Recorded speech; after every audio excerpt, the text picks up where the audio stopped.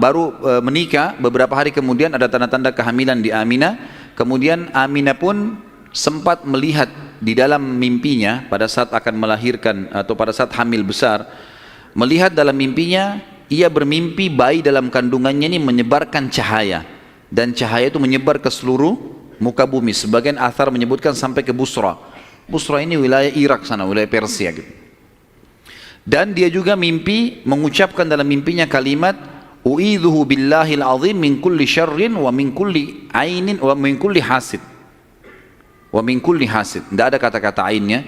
Artinya aku berlindung kepada Allah yang Maha Agung untuk bayi ini dari semua keburukan dan iri dengki orang lain. Berjalanlah hamil tersebut. Pada saat berumur beberapa bulan, ada sebagian ahli sejarah menyebutkan sekitar 6 bulan hamilnya Aminah di Nabi SAW dalam kandungan beliau, maka meninggallah Abdullah.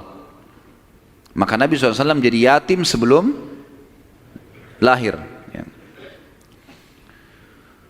Setelah itu Nabi SAW lahir, yang paling banyak dinukil oleh para ahli sejarah 12 Rabiul Awal di tahun gajah, dan tepatnya 50 hari setelah kejadian gajah itu, penghancuran gajah, 50 harinya disitulah lahir Nabi sallallahu alaihi wasallam. Ada yang perlu kita sebutkan teman-teman sekalian, walaupun sebenarnya menyebutkan ini bukan berarti Nabi SAW membutuhkannya, tidak sama sekali. Nabi SAW jauh lebih mulia daripada tanda-tanda ini. Tapi pada saat beliau lahir, ternukillah di Mekah, di Madinah, beberapa kejadian yang memang ahli sejarah angkat. Yang pertama, kejadian yang unik pada saat Nabi SAW lahir adalah terlihatnya bintang Ahmad namanya. Apa itu bintang Ahmad? Orang-orang Yahudi yang ada di Madinah itu meyakini kalau Nabi terakhir yang mereka tunggu di Madinah keluar itu, kalau dia lahir akan kelihatan bintang yang mereka istilahkan dengan bintang Ahmad, dan mereka mengukir-ngukir bintang itu sesuai dengan keterangan dari Taurat. Seperti itulah pemahamannya pada saat itu. Allahu a'lam tentang masalah kebenaran masalah bintang ini, tapi yang jelas kebenaran bintang itu bisa dipercaya atau tidak, karena kita dalam Islam taunya bintang nggak boleh dipercaya gitu kan. Tapi ini pada saat itu dinukil oleh Hassan ibn Thabit radhiyallahu anhu, penyair Nabi SAW. Kebetulan umurnya dia beda 7 tahun dengan Nabi SAW. Beliau mengatakan setelah masuk Islam, setelah Nabi SAW hijrah ke Madinah, beliau mengatakan pada hari Nabi SAW lahir, aku kebetulan berada di salah satu benteng Yahudi, dan naiklah di malam hari kebetulan salah satu pendeta Yahudi lalu teriak dengan suara keras, wahai Yahudi, hai sekalian kaum Yahudi, sungguh telah terlihat pada malam ini bintangnya Ahmad, dan tidak terlihat kecuali pada saat ia lahir. Dan menurut Hassan ibn Thabit radhiyallahu anhu, memang umurnya beda 7 tahun dengan Nabi SAW, dan pada hari itu memang hari kelahiran baginda Nabi SAW. Yang kedua dinukil oleh para ulama tentang masalah kejadian-kejadian unik adalah Nabi SAW pada saat lagi Aminah melahirkan, maka dikatakan melahirkan tanpa ada rasa kesulitan sedikit pun, jadi sangat mudah. Bahkan sebagian athar menyebutkan Aminah tidak dibantu oleh orang. Tiba-tiba Nabi SAW keluar begitu saja. Dan yang ketiga, pada saat lahir, maka Nabi SAW dalam kondisi mengangkat kepalanya ke langit, seakan-akan orang yang sedang berdoa. Yang keempat, Nabi SAW lahir dalam kondisi sudah terkhitan. Sudah terkhitan. Yang kelima, Nabi SAW lahir juga tanpa terbebani lagi dengan sisa tali pusar. Udah nggak ada. Lahir sudah terkhitan, ya, lahir sudah tidak ada tali pusarnya. Sampai poin di sini, sampai poin kelima ini, 4 poin ya, karena poin pertama tadi itu kejadian di Madinah. Jadi 4 poin ini, Aminah melahirkan dengan sangat mudah, Nabi SAW seperti berdoa ke langit, kemudian terkhitan, kemudian tali pusarnya sudah terlepas. Maka Abdul Muttalib, kakeknya, bangga sekali datang, sangat senang pada saat itu. Dia berkata, sungguh pada cucuku atau anakku ini ada perkara besar. Lalu Abdul Muttalib pun membawa bayi Nabi SAW ke Ka'bah saat baru lahir, dan ia yang memberi nama Muhammad. Baik, ada sedikit rahasia masalah nama Muhammad ini. Perlu teman-teman tahu, Nama Muhammad sebelum Nabi Muhammad SAW tidak dikenal oleh orang-orang Arab. Gak ada satupun orang Arab bernama Muhammad pada saat itu, belum ada. Terus dari mana nama ini? Kok Abdul Muttalib bisa berikan nama cucunya? Ada kisahnya. Jauh sebelum lahir Nabi SAW, Abdul Muttalib pernah jalan-jalan ke negeri Syam bersama dengan 3 orang sahabatnya. Yang pertama Sulaiman bin Mujazi', salah satu kepala suku di Mekah. Yang kedua Hulayla bin Hajij. Dan yang ketiga Himran bin Rabi'ah. 3 orang ini bersama Abdul Muttalib, 4 orang ini pergi ke negeri Syam. Pas tiba di negeri Syam, ada salah satu pendeta Nasrani menemui mereka lalu berkata, kalian dari mana? Kata Abdul Muttalib, dari Jazirah Arab.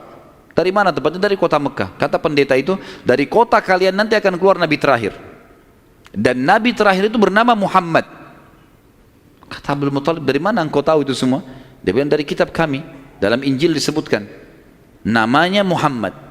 Maka keempat orang ini bertekad pada saat itu untuk memberikan nama kalau mereka dikaruniai anak setelah itu atau cucu, Muhammad. Dan dari 4 orang ini pada saat balik ke Mekah, orang yang pertama mendapatkan cucu laki-laki adalah Abdul Muttalib. Itulah Nabi Muhammad SAW. Maka dia pun mengangkat bayi Nabi SAW lalu keliling di dekat Ka'bah lalu mengatakan, anak ini memiliki perkara yang besar, aku memberikan nama Muhammad, aku memberikan nama Muhammad. Terus dia mengucapkan kalimat itu. Kemudian selanjutnya teman-teman sekalian, yang keenam adalah goncangnya istana Kisra di Persia dan rubuhnya 14 teras istananya. Jadi ada teras-terasnya istana itu rubuh semua tanpa sebab, rusak semuanya.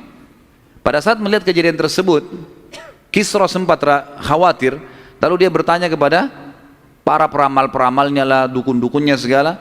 Maka mereka pun menjawab, goncangnya istana disebabkan karena hari ini lahir seseorang nabi dan runtuhnya 14 teras ini menandakan terdapat 14 raja Persia, tinggal 14 orang saja, selebihnya sudah runtuh kerajaan ini. Maka sempat Kisra bilang, 14 raja masih lama, kalau satu raja punya 1100 tahun umurnya berarti 1400 tahun. Tapi tanpa disadari oleh Kisra, para ahli sejarah muslim menukil, tanpa membenarkan ramalan ini ya, kita bukan membenarkan, karena ramalan itu semua kalaupun bertepatan karena mereka mencuri, syaitan mencuri berita dari langit, bukan karena mereka tahu, sebagaimana dijelaskan dalam ada hadits Nabi SAW. Dan ternyata setelah Kisra yang pada saat Nabi SAW lahir itu ada, anak-anaknya berselisih pendapat dan dalam waktu 4 tahun saja terjadi penggantian 10 orang Kisra, mati semua, saling membunuh satu sama yang lain. Ya, dan puncaknya yang terakhir adalah yang ke-14 meninggal di zaman Umar radhiyallahu anhu, pada saat Umar menembus wilayah Persia. Yang ketujuh, padamnya api sesembahan kaum Majus. Jadi ada api yang disembah di beberapa titik di negeri Persia. Jadi mereka buat api besar dan api itu selalu disembah, tiap hari mereka sembah. Pada saat Nabi SAW lahir, api itu tiba-tiba mati dan mereka berusaha menyalakan, tidak bisa, selamanya mati. Sampai Persia pada saat itu seluruh Persia yang menyembah api, apinya mati semua, nggak ada. Mereka mau coba nyalakan sampai runtuhnya di zaman Umar bin Khattab, nggak ada api mereka. Nggak bisa lagi mereka nyalakan api untuk disembah ya, nggak bisa lagi mereka nyalakan. Setiap kali di wilayah Persia dinyalakan api, mati, padam. Mereka cuma pakai masak misalnya, di situ padam, nggak bisa sama sekali. Yang kedelapan, hanyutnya air sungai Sawa. Sungai Sawa ini teman-teman sama dengan sungai Gangga sekarang di India. Di kultus dianggap ini sungai apalah, keramat lah dan seterusnya, gitu kan. Maka orang-orang Persia meyakini sungai Sawa ini adalah sesuatu yang luar biasa. Kalau ada yang mati, mereka bakar, lalu mereka lempar debunya di situ, airnya diambil, dianggap suci, apalah segala macam. Subhanallah, karena sungai ini selalu ditaruh tumbal segala macam. Waktu Nabi SAW lahir, air sungai ini hilang, nggak ada airnya sama sekali, kering. Sampai sungai Sawa dilupain udah, nggak ada lagi sungai. Namanya memang sungai Sawa. Yang kesembilan, dan ini agak sedikit kita titik beratkan, adalah kisah Halimah As-Sa'diyah. Tradisi orang Arab dulu teman-teman sekalian, terutama orang-orang Quraisy, setiap bayi lahir selalu dititipkan untuk disusui dan dibesarkan selama 2 tahun di luar kota Mekah, tepatnya di padang pasir. Ada alasan kenapa mereka titipkan anak-anak mereka ke padang pasir sama orang-orang Badui. Yang pertama, agar bahasa Arab fusha anak-anak mereka terjaga. Apa itu bahasa Arab fusha? Bahasa Arab ada dua macam. Ada bahasa Arab fusha, bahasa aslinya bahasa Arab, dan itu Al-Quran dalam bahasa fusha. Kalau kita belajar bahasa Arab di pesantren atau di kampus-kampus, bahasa Arab yang dipakai bahasa Arab fusha. Dia punya grammar rapi. Gitu. Ada bahasa ammiyah, yang kedua, bahasa pasar. Ini bahasanya dialeknya berbeda-beda, Mesir berbeda, Tunis berbeda, Saudi berbeda, dialek bahasa pasarnya berbeda. Dan ini tidak punya grammar, lebih teracak. Yang jelas orang-orang Quraisy untuk menjaga bahasa fusha, maka mereka menitipkan anak mereka ke Badui, karena orang Badui masih pakai bahasa fusha. Sementara penduduk asli Mekah pada saat itu sudah sering lalu-lalang jemaah haji. Jemaah haji ini dari berbagai wilayah. Makanya kita temukan bahasa Arab yang kalau tanda kutip ya, yang paling kacau itu bahasa Arabnya orang Mekah sampai hari ini. Karena bercampur baur antara bahasa Arab dengan bahasa Urdu, dengan bahasa Indonesia, dengan campur-campur. Jadi kalau kita ngomong sama mereka itu nggak jelas kadang-kadang. Memang orang-orang Mekah dikenal begitu, karena memang campur baurnya jemaah haji ini. Karena mereka nggak bisa bahasa Arab, mereka pakai bahasanya. Jadi orang sana terpaksa belajar bahasa Persia, belajar bahasa Melayu, belajar macam-macam. Seperti itulah. Nah, dari zaman dulu memang orang-orang Quraisy sudah khawatir dengan itu. Perubahan bahasa. Yang kedua, alasannya kenapa anak-anak mereka dititipkan di padang pasir, karena sisi kesehatan. Padahal zaman dulu belum ada seperti kita ya, masalah kimia-kimia dan segala polusi udara masih belum ada. Tapi orang-orang Quraisy sudah berpikir itu. Anak-anak mereka ditinggalkan di padang pasir untuk menjaga kesehatan tubuh mereka, karena makanannya alami gitu kan. Hewan-hewan yang langsung disembelih, langsung dimakan, susu kambing yang diminum, memang sehat. Dan juga udara gitu kan. Serta juga orang-orang Badui ini melatih anak-anak mereka hidup untuk hidup susah, berburulah, membantu orang tuanya, seperti itulah. Nabi SAW pada saat lahir, secara kebetulan wanita-wanita Badui dari suku Sa'diyah kebetulan memang terkenal suka menjual jasa susu ini. Banyak ibu-ibu mereka, wanita mereka yang baru melahirkan, air susunya banyak, mereka pun pergi ke Mekah atau ke kota-kota lain nawarin jasa. Ada yang mau nggak titipin anaknya 2 tahun, kemudian nanti bayar upah gitu. Bisa orang tuanya datang mengunjungi, nanti balik lagi. Pokoknya anak-anak ini dijamin dijaga. Dan suku Sa'di ini terkenal suku-suku orang-orang yang amanah. Maka orang tidak ragu nitipan anaknya. Datanglah beberapa wanita dari Sa'diyah, di antaranya Halimah. Halimah Sa'diyah ini bersama dengan suaminya bernama Harith. Mereka sama-sama rame-rame datang, dan kebetulan kehidupan Harith dan Halimah ini pas-pasan, orang miskin lah. Di rumahnya itu bangunan tua, ada seekor unta yang kurus dan ada 2 ekor jantan dan betina kambing, tapi dua-duanya juga kurus, tidak produktif lagi. Dan Halimah dan Harith punya anak banyak. Mereka akhirnya mengadu nasib pergi ke Mekah. Saat tiba di Mekah, mereka kelilinglah nawarin jasa. Biasanya kalau sudah datang wanita-wanita ini, orang-orang ibu-ibu Mekah pada datang nih, tawarin anaknya dan seterusnya. Mereka keliling-keliling, semuanya menawarkan diri kepada orang-orang kaya karena akan dibayar. Dan pada saat mereka melewati Nabi SAW, mereka menolak. Karena pada saat itu mereka tahunya Nabi SAW tidak memiliki ayah. Abdullah meninggal waktu umur 6 bulan. Siapa yang mau tanggung nih? Abdul Muttalib waktu itu betul Raja Mekah, tapi Abdul Muttalib ini sibuk membiayai jemaah haji ya, dan memang tidak bisa. Intinya orang-orang perempuan-perempuan saat dia tidak mau menerima Nabi SAW. Semua bawa anak, mau pulang ke kampungnya, tinggal Halimah yang tidak dapat. Lalu suaminya bilang, si Harith, hai Halimah, coba seandainya kamu ambil anak yatim itu, siapa tahu baik buat kita.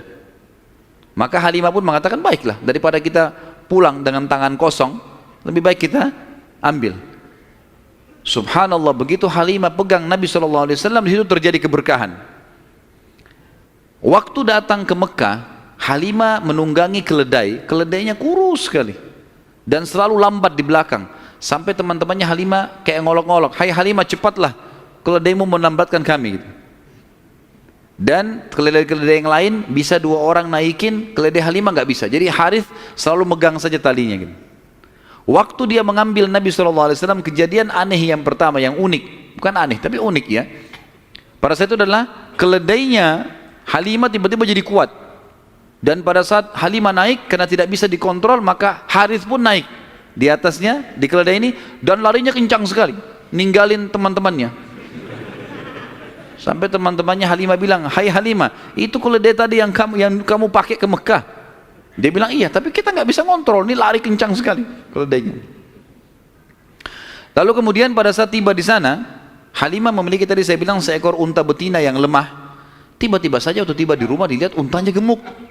Ini baru 2-3 hari ditinggalkan, nggak ada yang urus, gemuk sekali untanya. Dan tiba-tiba saja unta betina itu punya kantong susu yang penuh, sehingga Halimah sama Harith memerahnya, dan setiap habis diperah penuh lagi. Biasanya unta butuh makan, minum dulu baru penuh, ini enggak, setiap habis diperah penuh lagi. Dia minum dengan anaknya, dengan istrinya si Harith ini, dengan Halimah minum, kemudian anak-anaknya, dan bahkan sempat dibagi-bagi ke teman-temannya, tetangganya, karena penuhnya. Setiap diperah kasih lagi, penuh lagi, begitu terus ya. Kemudian 2 kambing, jantan dan betina yang kurus juga tadi, tiba-tiba gemuk, dan tiba-tiba betinanya hamil dan punya anak, dan akhirnya menjadi banyak. Karena banyak, oleh Halimah dan Harith dijual lah beberapa ekor domba ini, dapat duit, dibeli unta jantan, lalu diternak lagi unta jantan ini sama yang betina. Tiba-tiba saja punyanya Halimah ini, domba dan unta ini menjadi banyak sekali, dan Halimah serta Harith menjadi orang paling kaya di saat dia. Sampai akhirnya Halimah tidak butuh lagi untuk mengambil anak-anak yang disusui. Berkah luar biasa. Sampai terkenal di suku Sa'diyah pada saat itu, mereka berkata, dimanapun Halimah dan Harith gembalakan dombanya atau untanya, ikutkan, karena pasti gemuk. Dan memang betul, kalau ikut digabungkan berdekatan dengan gembalanya mereka, jadi hebat, jadi bagus, jadi subur, jadi begitu luar biasa berkahnya. Halimah berkata, didongkel dalam buku-buku sejarah tentunya, Muhammad telah tumbuh tidak alami, bukan seperti anak-anak sebayahnya. Pada saat dia umur 2 tahun, perilakunya dan pemahamannya sudah seperti anak 6 tahun. Mudah diberikan penjelasan, tidak suka membuat marah, banyak hal-hal gitu. Saat tiba masa pengembalian, sudah umur 2 tahun, Halimah dan Harith pergi membawa Nabi SAW ke Mekah untuk dikembalikan pada Aminah, tapi mereka memohon-mohon, tolonglah hai Aminah, biarkanlah tinggal bersama kami, anak ini kami akan jaga, lihat sehat Muhammad, gak ada masalah, karena mereka lihat berkahnya, dan kami tidak butuh bayaran, gak usah bayar. Muhammad ini waktu datang luar biasa, kejadiannya begini segala macam. Baiklah, kata Aminah, silahkan dibawa. Tentu Aminah ini bolak-balik ya, ngelihat anaknya, balik lagi, tapi tinggal di sana. Sampai akhirnya Nabi SAW tinggal di suku Sa'diyah sampai umur 6 tahun. Sampai umur 6 tahun. Nah, di umur 6 tahun ini teman-teman ada kejadian. Waktu Halimah lagi masak, tiba-tiba saja dari kejauhan anaknya lari. Jadi ada anak Halimah laki-laki dan perempuan yang kurang lebih sebaya dengan Nabi SAW. Ada yang lainnya tentu sudah besar-besar. Nah, si laki-laki ini yang lebih tua dari Nabi SAW lari-lari mengatakan, wahai ibu, saudaraku dari Quraisy telah dikeroyokin oleh 2 orang. Lihatlah. Maka Halimah ketakutan, keluar dari rumahnya, minta anaknya mana, tunjukin tempatnya. Begitu dilihat, ternyata Nabi SAW memang tergeletak di tanah. Lalu Halimah nanya, hai Muhammad, apa yang terjadi dengan kau? Dalam riwayat-riwayat Bukhari itu banyak disebutkan ya, bahwasanya Nabi SAW mengatakan, ya, pada saat itu telah datang kepadaku 2 orang laki-laki yang menjatuhkanku ke tanah, kemudian membelah dadahku dan mengeluarkan sesuatu yang hitam darinya, lalu kemudian menutupnya kembali. Nabi SAW dengan polos jawabnya gitu. Maka Halimah pun membuka baju Nabi SAW dan menemukan memang ada bekas jahitan. Karena ketakutan, akhirnya Halimah bersama Harith membawa pulang Nabi SAW ke Mekah. Hai Aminah, ini anakmu, ini masih sehat ya, utuh, nggak ada apa-apa, ambillah kembali. Aminah kaget, kenapa kalian kembalikan? Dulu kalian yang ngotot mau tahan, kenapa sekarang memohon supaya diambil kembali? Kenapa? Akhirnya kena terdesak, mereka bilang ada kejadian begini dan begitu. Lalu Aminah mengatakan, apakah kalian mengira bahwasanya anakku ini diganggu oleh syaitan? Tidak mungkin, karena pada saat aku sedang hamil aku mimpi ada kalimat yang aku ucapkan, u'idzuhu billahil azim min kulli syarrin wa ainin hasid. Aku berlindung kepada Allah untuk bayi ini dari semua keburukan dan iri dengkinya orang lain. Tapi Halimah dan Harits sudah ketakutan, dikembalikanlah Nabi SAW di umur 6 tahun itu. Di umur 6 tahun ini dia kembali ke pangkuan, Nabi SAW kembali ke pangkuan ibunya Aminah. Tepatnya beberapa bulan setelah kembali, Aminah mengajak Nabi SAW mengunjungi paman-pamannya Aminah di Madinah. Ya, Nabi SAW umur 6 tahun sudah ke Madinah, gitu kan. Tinggal beberapa hari, pada saat pulang menuju ke Mekah, tepatnya di wilayah namanya Rabwah. Rabwah sekarang masih ada wilayah itu tentunya. Mungkin kalau tidak salah sekitar 80 sampai 100 km lah dari kota Mekah, kalau saya tidak salah tentunya, ya. Itu Aminah sakit keras dan meninggal di tempat itu dan dikubur di situ. Lalu Nabi SAW dibawa pulang ke Mekah oleh pembantunya Aminah dan diserahkan kepada kakeknya Abdul Muttalib. Dan Abdul Muttalib ini memelihara Nabi SAW dari umur 6 tahun sampai 8 tahun, 2 tahun.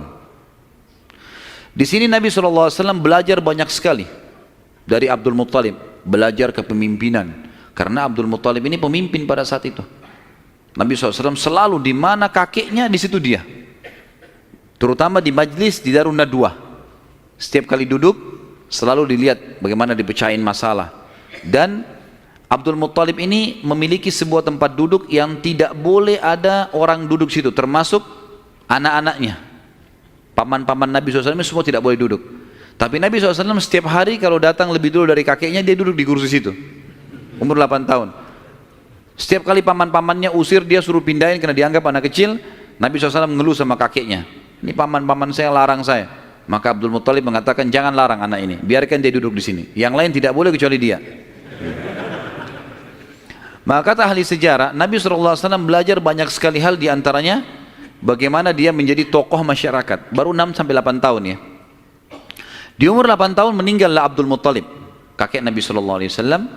Kemudian diambil alih dan dipelihara oleh pamannya Abu Talib. Dan Abu Talib memelihara Nabi SAW dari umur 8 tahun sampai Nabi SAW mandiri. Sebenarnya tinggal serumah dengan Abu Talib sampai menikah, sampai umur 25 tahun. Tapi Nabi SAW waktu itu mulai 8 tahun, karena Abu Talib ini pamannya orang miskin, maka beliau pun akhirnya niat ingin membantu. Abu Talib seringkali dititipkan amanah gembalaan domba oleh masyarakat Mekah, maka Nabi SAW pun mengambil alih dan memelihara domba-domba itu, datang ke padang pasir, digembalakan. Dan ini teman-teman sekalian perlu digarisbawahi, memang semua nabi-nabi dengan hikmah Allah memang dibuat atau di awal-awal umur mereka sebelum dinobatkan jadi nabi mengembala domba. Kata Nabi SAW, tidak ada seorang nabi pun kecuali menjadi pengembala domba sebelum masa penobatan. Sebagian ulama tentu membahas masalah domba ini karena domba-domba ini hewan-hewan yang lembut, kalau mereka makan mereka tidak rebutan, artinya mereka mengelompok di padang pasir. Dan pada saat lagi nunggu gembala, orang pengembala ini bisa bertafakur, melihat langit luas, menunggu berjam-jam. Jadi itu juga ada diantara hikmahnya. Nabi SAW ini mengembala teman-teman sekalian dari umur 8 tahun sampai umur 21 tahun, mengembala domba, ya. Ini umur di mana Nabi SAW pada saat itu mengembala atau menjaga gembalaan ini. Waktu umur 12 tahun, kan beliau dari umur 8 tahun sampai menikah kan tinggal sama Abu Talib. Dan Nabi SAW punya akhlak yang baik sekali, mulia sekali. Sampai Abu Talib itu sendiri malu dengan Nabi SAW di umur 8 tahun. Anaknya Abu Talib banyak, kalau istrinya Abu Talib lagi siapin makan, anak-anaknya pada berebut. Nabi SAW duduk di pojok rumah, enggak sama sekali. Enggak berebut. Nanti kalau selesai makan ada sisanya beliau makan. Sallallahu alaihi wasallam. Punya akhlak yang mulia dari masih kecil.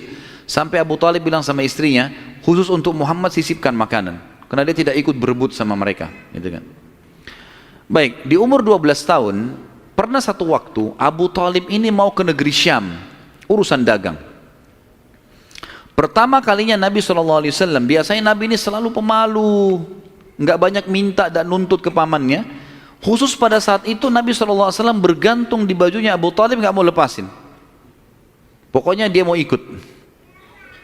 Abu Talib heran, tidak pernah Nabi SAW berperilaku begini. Musyawarah sama istrinya, nggak pernah Muhammad begini. Kenapa seperti ini? Pasti ada sesuatu gitu. Maka setelah musyawarah, kayaknya dibawa aja deh. Dibawalah ke negeri Syam. Pergilah Nabi SAW bersama dengan Abu Talib dan kafilahnya. Pada saat mau tiba di negeri Syam, sebelum tiba di negeri Syam, kafilah ini melewatin sebuah gereja teman-teman sekalian. Dan di situ ada satu pendeta bernama Bahira. Dan ini riwayat Bukhari Muslim menceritakan masalah itu ya. Dan sampai sekarang di negeri Syam masih ada puing-puingnya gerejanya Bahira ini. Pada saat itu di zaman Nabi SAW ada gereja ini dan sampai sekarang masih ada sisa puingnya. Saya pernah lihat cuplikannya sendiri, ada sisa puingnya di negeri Syam. Tepatnya di Syria ya. Kemudian teman-teman sekalian, pada saat melewatin kafilah ini melewatin gereja, si Bahira ini kepala pendeta di gereja itu memang lagi nunggu informasi tentang Nabi terakhir nih. Dia ngeliat-liat di jendela gerejanya, setiap kafilah lewat dilihat sama dia, terutama yang dari Jazirah Arab. Secara kebetulan dengan hikmah ilahi lewat kafilahnya Abu Talib, dan kafilah ini agak berbeda dengan yang lainnya. Kafilah itu berarti 3 unta ke atas ya, baru dinamakan kafilah. 3 ekor unta ke atas baru dinamakan kafilah. Setiap waktu lewat kafilah Abu Talib ini ada awan yang menaunginya. Beda dengan kafilah lain, padahal lagi terik matahari. Dan tidak sengaja kafilah Abu Talib istirahat di sebelah gereja dan ada pohon-pohon kurma yang berderet, itu semuanya seperti menundukkan daun-daunnya ke kafilah itu. Pendeta ini perhatikan, kafilah tanya ini, kirim satu orang, tanya mereka kafilah dari mana nih? Jawabannya dari Jazirah Arab. Dari mana? Dari kota Mekah. Kata Bahira, hidangkan makanan sebaik mungkin di gereja, undang semua kafilah ini masuk makan. Diundanglah. Ringkas cerita, masuklah mereka untuk makan, dan pada saat satu kafilah ini masuk, yang ditinggalkan di situ hanya Nabi SAW. Nabi nggak boleh masuk karena tradisi orang Arab dulu aib kalau anak kecil ikut makan. Nanti selesai orang tua makan baru makan. Tapi ini tradisi jahiliyah. Kalau sekarang antum lakukan, antum juga jahiliyah. Makan, kasih anak-anak makan. Kenapa harus disendirikan? Mungkin dia lapar, kesian. Gitu kan? Baiklah. Waktu lagi makan, Bahira ini memperhatikan satu persatu orang-orang Quraisy ini, wajahnya. Karena mereka tahu cirinya Nabi terakhir. Alisnya, wajahnya, mukanya, kulitnya, jalur nasabnya, semua jelas. Tidak semua, tidak ada tanda-tanda kenabiannya. Ini mukanya muka biasa semua. Maka si Bahira tanya, apakah masih ada dari kafilah kalian yang tidak ikut makan? Kata mereka, ada satu anak kecil di depan, kami suruh jaga barang kami. Kata Bahira, boleh saya ketemu? Oh silahkan. Mereka lagi asyik makan. Bahira keluar menemui Nabi SAW. Nabi lagi duduk di bawah pohon. Lalu Bahira memanggil dia, mengatakan, hai anak kecil, ikutlah dengan saya. Kafilahnya disuruh jaga oleh beberapa pegawainya Bahira ini. Masuk di satu ruangan di gereja, kemudian Nabi SAW berdiri lalu kata, jadi orang Mekah begini teman-teman, di Mekah itu ada patung namanya Lat dan Uzza. Lat dan Uzza ini 2 patung yang luar biasa dikultuskan di Mekah. Hebat patung ini menurut mereka. Jadi kalau bersumpah atas nama Lat dan Uzza sudah tidak mungkin berbohong. Kalau bohong kualat nih. Maka pendeta ini tahu Bahira, dia bilang, hai anak kecil, saya akan bertanya kepadamu atas nama Lat dan Uzza. Ini semua anak kecil sampai orang tua di Mekah tahu nama ini, dan mereka ketakutan kalau dengar nama ini. Apa jawaban Nabi SAW waktu itu? Umur 12 tahun, masih kecil. Kalau kita sekarang masih SD gitu kan. Maka beliau mengatakan, jangan engkau sebutkan 2 nama berhala itu karena aku membencinya. Aku tidak suka dengan patung itu. Penasaran Bahir. Diperhatikan wajahnya, alisnya, matanya Nabi SAW. Perlu teman-teman tahu ya, ciri fisik Nabi SAW itu luar biasa. Tersebutkan secara rinci di Taurat dan Injil. Allah mengatakan dalam Al-Quran, A'udzubillahi minasyaitonirrajim, ya'rifunahu kama ya'rifuna abna'ahum. Orang-orang ahli kitab, terutama Yahudi dan Nasrani ini, maksudnya orang Yahudi dan Nasrani, betul-betul mengetahui Muhammad SAW sebagaimana mereka mengenal anak-anaknya. Karena terinci. Disebutkan dalam hadis, Alis Nabi SAW seperti busur panah yang lebar, berwarna hitam dan tebal. Bola mata beliau SAW besar, kelopaknya, dan dipenuhi dengan bulu mata yang lebat. Bola matanya putihnya putih bersih, hitamnya hitam pekat. Hidungnya yang mancung, bibir, dahi dan pipi yang setara dengan wajah, tidak oval dan juga tidak bulat, gitu kan. Kulitnya sangat putih sampai Nabi SAW pipinya kemerah-merahan. Jadi sangat tampan, luar biasa. Sampai ahli hadis mengatakan kalau Yusuf alaihissalam diberikan sepertiga gagahan dunia, maka Nabi SAW memberikan seluruh kegagahan dunia. Tidak pernah ada orang melihat Nabi SAW tidak suka. Manusia terbaik, pilihan, paling sempurna nasabnya, paling sempurna ilmunya, fisiknya, segala-galanya. Bahira memperhatikan Nabi SAW, ini semua ciri yang disebutkan dalam Injil ada. Dia masih bimbang, dia ingin buktikan satu hal. Apa itu? Dalam Taurat dan Injil juga disebutkan setiap nabi itu punya tanda kenabian. Apa tanda kenabian, teman-teman sekalian? Sebuah daging yang menggumpal di pundak sebelah kanan, dan daging itu berwarna merah kehitam-hitaman dan memiliki bulu yang lebat. Maka Bahira berkata, "Hai anak kecil, apa kau izinkan saya untuk melihat punggungmu?" Dia mengatakan, "Iya, silakan." Dibukalah oleh Nabi SAW. Begitu dia lihat tanda itu, lalu Bahira menciumnya dan mengatakan, "Kaulah orangnya." Tapi garis bawah satu hal ya, tanda ini tanda kenabian. Sudah selesai dengan Nabi Muhammad SAW. Jadi kalau di punggung antum ada dusta semua itu. Tidak ada hubungannya sama Nabi. Loh ya, karena banyak orang yang ngaku-ngaku Nabi nih. Kata Nabi SAW, akan datang 50 dajjal, pendusta, setelah aku meninggal, mengaku semuanya Nabi. Mereka semua pendusta, aku penutup para Nabi dan Rasul, gitu kan. Karena ada orang mengaku gitu. Jadi ini khas untuk nabi-nabi dan sudah ditutup dengan Nabi Muhammad SAW. Sudah habis ceritanya. Nah, jadi kalau ada yang gumpal-gumpal tuh daging numpang aja. Pada saat itu Bahira pun membawa Nabi SAW masuk ke dalam ruangan makan, lalu berkata, "Siapa walinya anak ini?" Wali, ya. Siapa walinya anak ini? Kata Abu Talib, "Saya ayahnya." Abu Talib berkata, "Pamannya." Kata Bahira, "Tidak mungkin kau ayahnya. Anak ini mati ayahnya waktu dia masih 6 bulan di perut ibunya. Pendeta di negeri Syam tahu. Anak ini meninggal ayahnya waktu dia umur 6 bulan di perut ibunya. Dan ibunya meninggal pada saat dia umur 6 tahun. Serta dia dibina dan dididik." Dibina itu maksudnya dikasih, kalau bahasa Arab itu bina itu berarti seperti bangunan itu dibanguni, dididik, dibesarkan dan seterusnya oleh kakeknya sampai umur 8 tahun. Dan kalau kau benar kerabatnya, kau adalah pamannya. Abu Talib kaget, "Dari mana anda tahu semua itu?" "Benar semua." Dia bilang, "Kami temukan dalam kitab kami. Ketahuilah, keponakan kau ini adalah nabi terakhir yang sedang ditunggu oleh orang-orang. Dan kalau orang Yahudi tahu dia dari turunan Arab, maka pasti mereka akan membunuhnya sebagaimana mereka berusaha membunuh Isa alaihissalam. Kalau mereka tidak suka, mereka tolak, gitu kan. Maka jangan bawa ke negeri Syam, bawa pulang ke Mekah segera." Akhirnya dibawa pulanglah Nabi SAW ke Mekah pada saat itu. Waktu dibawa pulang ke Mekah, setelah tiba di Mekah, maka ada kejadian kecil di sini dan kita tutup dengan ini tentunya. Waktu sudah pulang ke Mekah, Abu Talib sudah mulai ketakutan karena dia sudah dengar informasi tentang ponakannya nih. Zaman dulu juga teman-teman sekalian ada tradisi buruk ini sebenarnya, tradisi buruk juga. Seringkali dukun-dukun dan peramal ini menjual jasa. Mereka datangin negeri-negeri atau kota-kota, tawarin jasa. Datang, tancapin kemah, kemudian mereka jual jasa. "Ayo siapa yang mau diramal, bayar." Gitu kan. Seperti itulah. Waktu itu pas Abu Talib tiba di Mekah, pas peramal-peramal lagi masuk di Mekah. Maka orang-orang Mekah bawa anaknya, suruh ramal, lihat mukanya, lihat tangannya, lihat segala macam. Pada saat itu teman-teman sekalian, Abu Talib ingin mengetes. Dia bawa Nabi SAW, dicari sama dia, mana pimpinannya dukun nih, peramal-peramal nih. Ditemukan lalu dibawalah Nabi SAW, waktu masih kecil, umur 12 tahun tadi, dibawa.